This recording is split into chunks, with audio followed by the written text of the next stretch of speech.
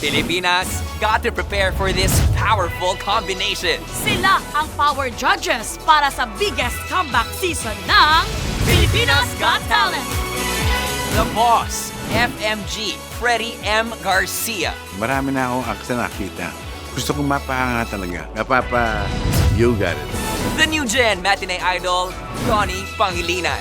Ready na po. Give it to me, baby. Comedy star for all seasons, Miss Eugene Domingo.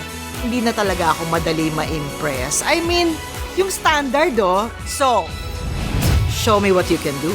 Asia superstar Catherine Bernardo. Hindi ko basta-basta binibigay yung yes ko.